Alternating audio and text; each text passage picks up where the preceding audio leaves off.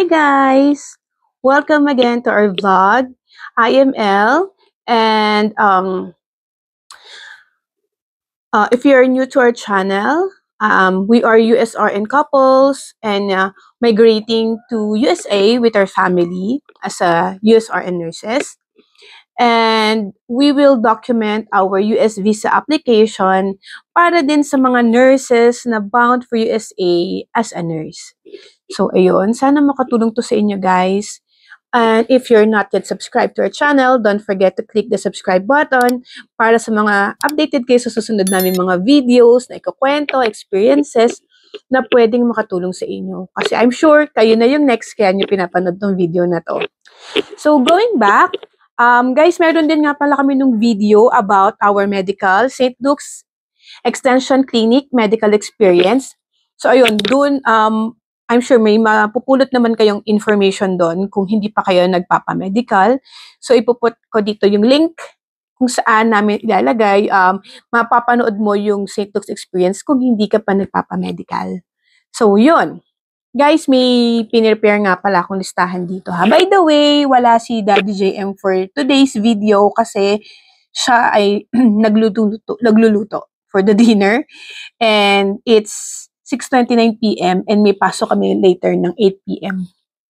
So yun, sorry kung ngayon lang ulit yung video kasi we got busy kasi Monday to Friday we are working as a nurse.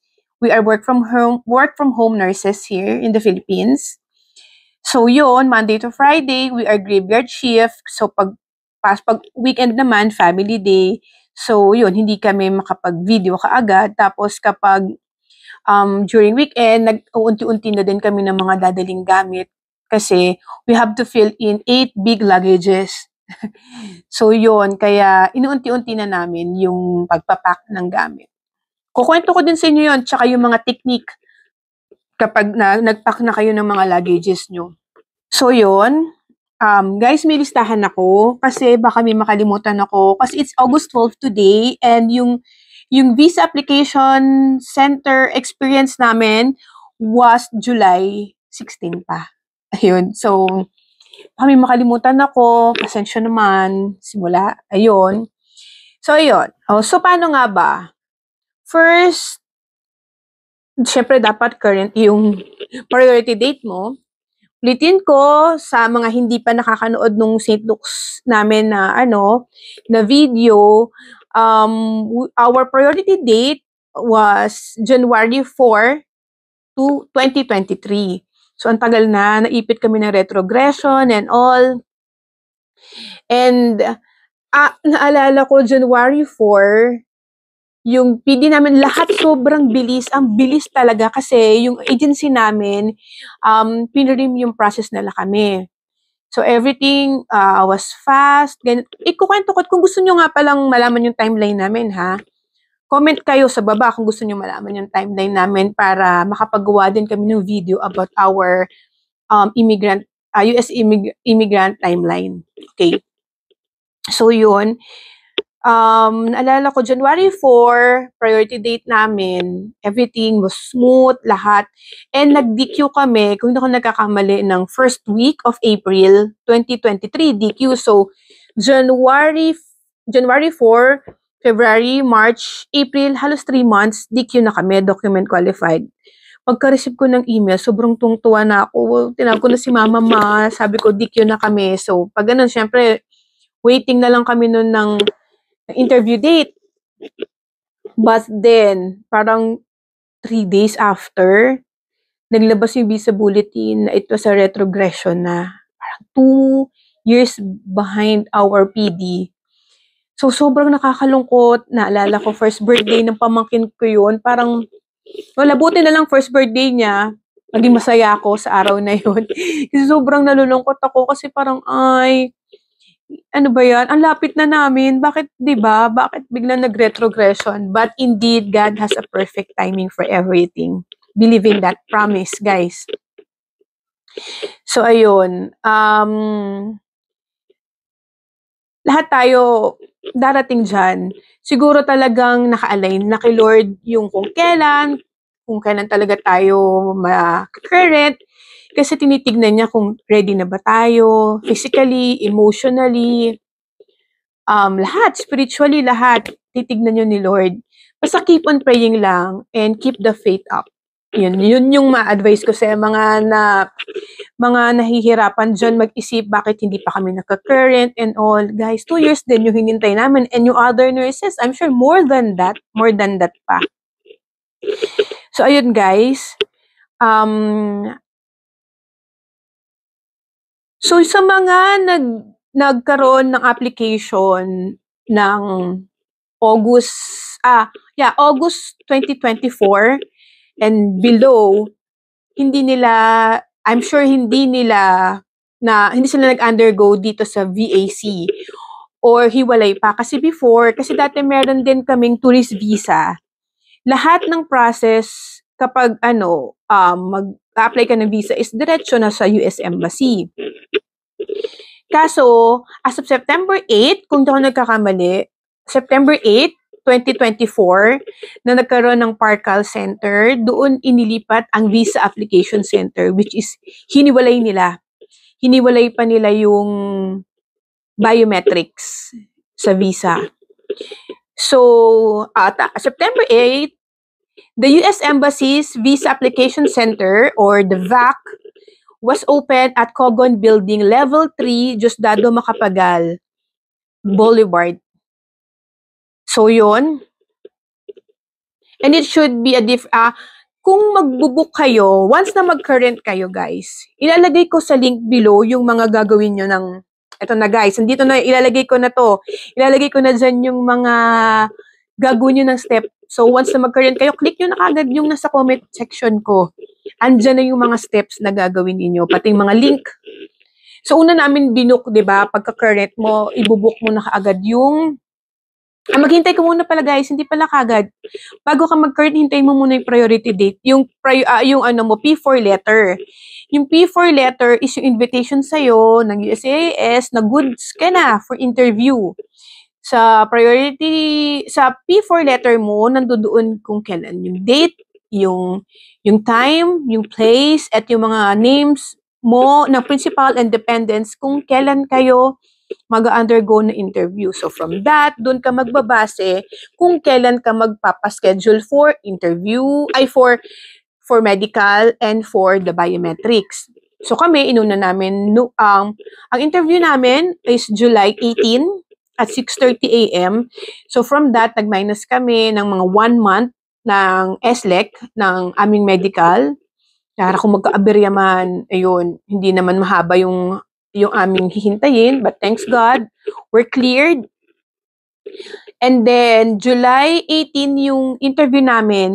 So, kasi nalit kami kaagad ng booking dito sa Visa Application Center. So, yung nabook na lang ni Daddy, parang alala ko yung slot na available na lang is July 16 and July 15. Hindi kami pwede ng July 15 kasi coding yung sasakyan. So, hindi kami makakapunta. So, July 16, medyo skeptical na ako eh. Kasi parang 2 days bago mag-interview. Paano kung magkaroon ng aberya, may kulang kami, or what? Eh, si Daddy, very positive thinker yun. No, huwag ka mag-isip ng ganyan. That's okay. Everything will be alright. Wala yan. Kaya okay lang yan 2 days. But guys, ang ma-advise ko sa inyo, huwag kayong kumuha ng 2 days before yung interview date na schedule sa VAC. Kasi meron akong nakita dun sa group namin sa Telegram na 2 days before yung kinuha niyang date. Kasi hindi ko alam kung sakto lang to ha. Basta nakita kong trend, lahat ng EB3 visa is parang nakaschedule every Friday interview sa US Embassy. So, for example, na-interview siya ng Friday, nagpa-book siya ng Wednesday. Wednesday yung book niya. So, ayun, pagdating sa ID niya, sa interview date sa USEM, rebiometric siya kasi hindi pa daw natatansport ng visa center yung biometrics niya sa US Embassy. So, may 2 days. Kami, ganun din. Sakto ganun din yung namin. Wednesday din kami nakabook. So, yun. Ang ginawa na lang, wala na kaming choice, wala na kaming mahanap na ibang date. Hindi naman kami matyaga na nag-intay doon na maya't maya. Possible yun ha, may nag-open. Meron akong kasama na nakakuha siya ng earliest slot. Kaso kami, naisip namin, di, sige, okay na yan. E di, mag-rebiometrics sa US Embassy kung sakaling hindi, di ba? Hindi na transport. So, ayun. Pero mas better na, siguro 1 week and more pa sa interview date ninyo para ma-sure na. So, ayun. So, here are the requirements you have to ready in proceeding in Visa Application Center.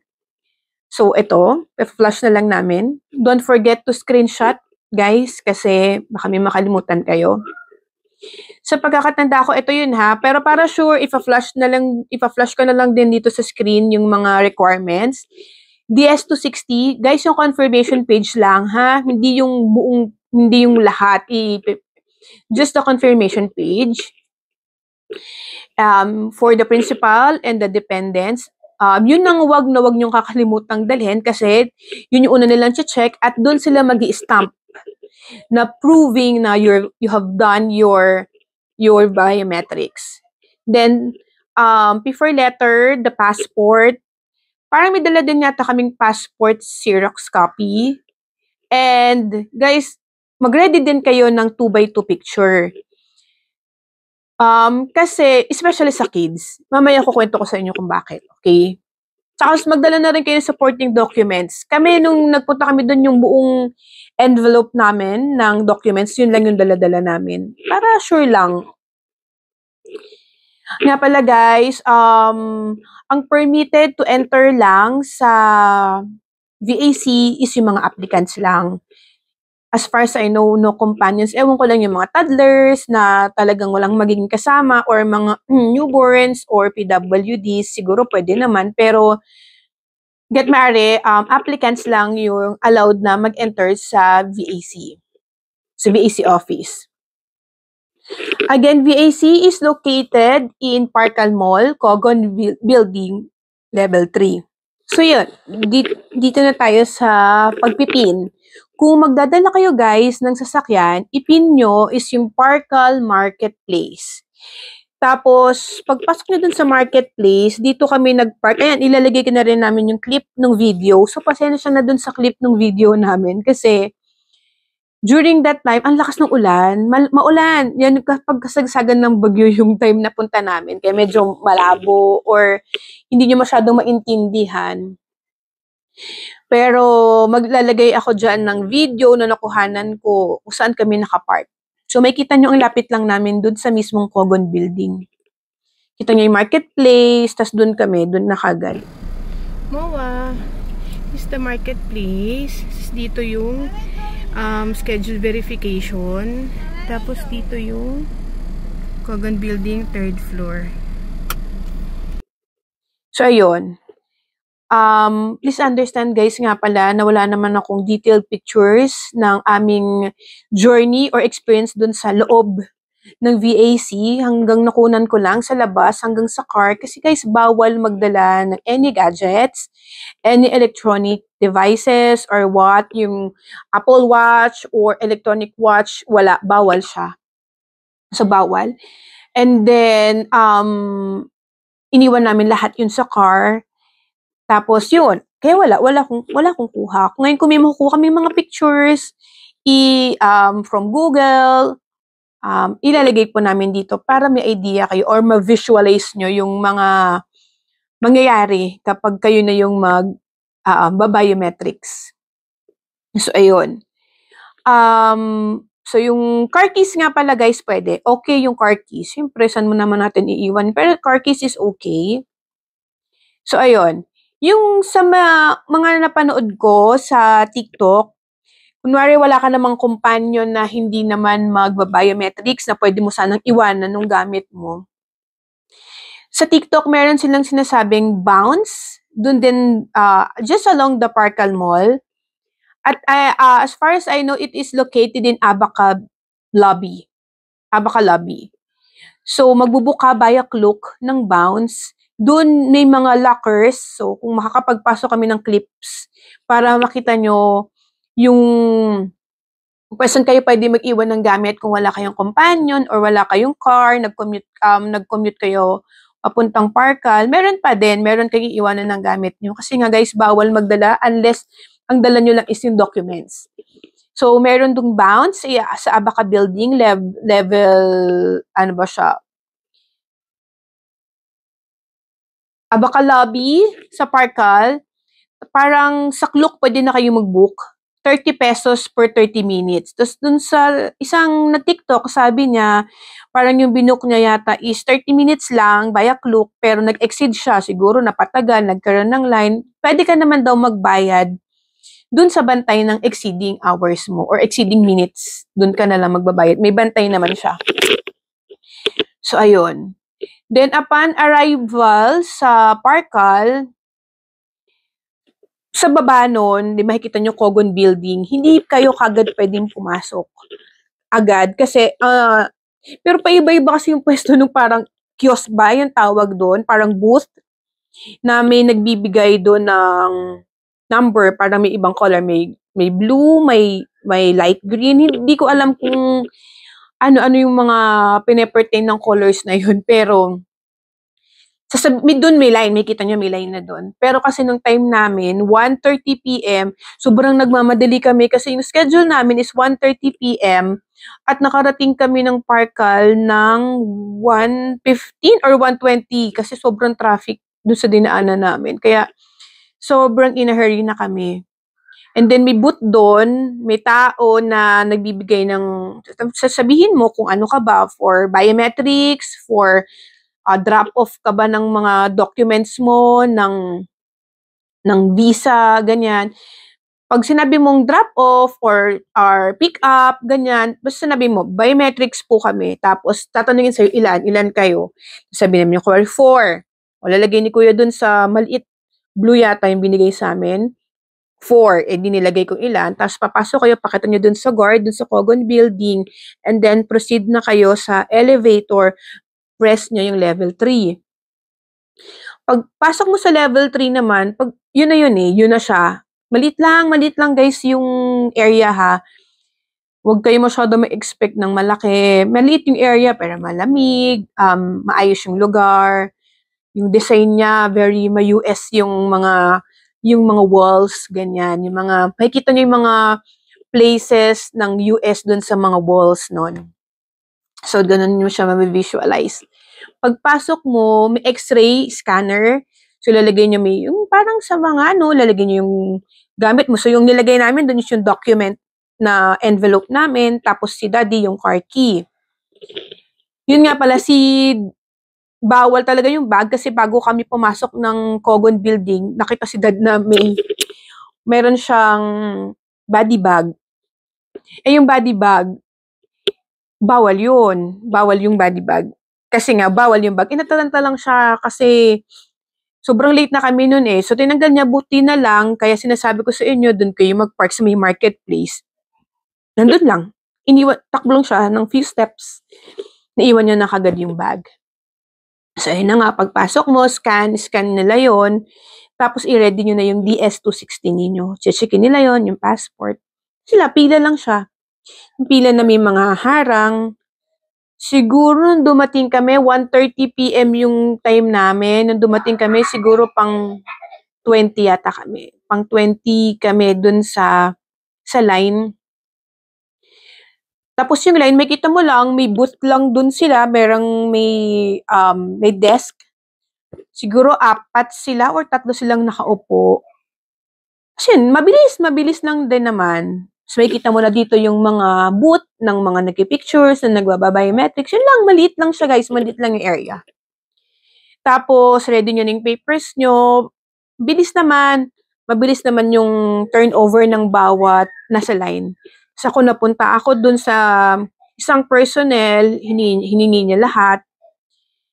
So, binigay ko lang. Tapos, lalagyan nila ng stickers. Tatanungin mo na, kuwari, where's Tobias? Si Toby kasi, nanap nila. Kasi si Toby dun sa passport, baby pa. Si Toby ngayon is 4. So, tinignan natin si Toby kasi medyo mataas yung desk.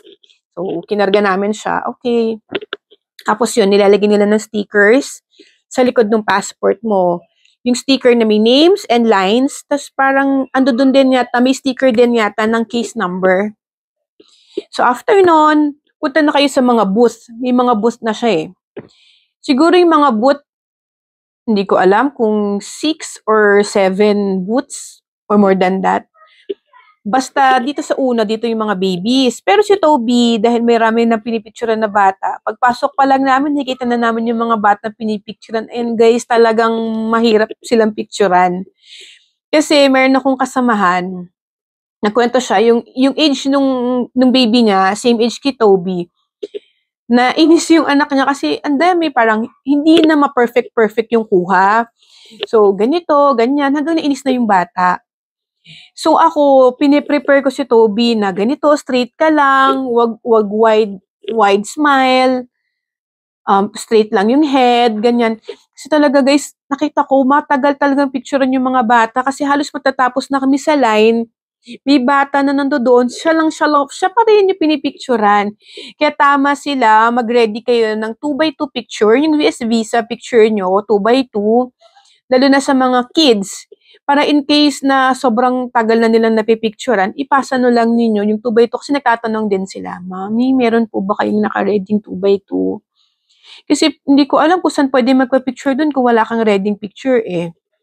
So yun, just to make sure, at baka mainis na din yung anak nyo kapag kailangan yung perfect shot at hindi makuha-kuha, be ready for the 2x2 picture ng mga kids. So ayun. So, si Toby naman, na-practice namin siya pero inabot din siya ng 3 shots.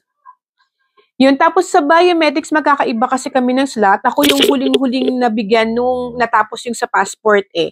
So, nauna si ate, and then siya, si Toby, inassist niya na si Toby, and then si dad.